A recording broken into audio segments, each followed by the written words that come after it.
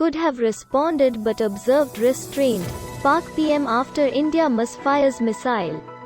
Pakistan PM Imran Khan on Sunday said that they could have responded to India after its missile landed in their country, but they observed restraint.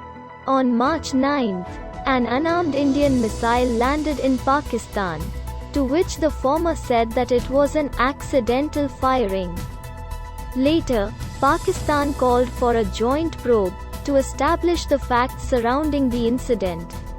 Quote, "Subscribe to News 9 for more such updates."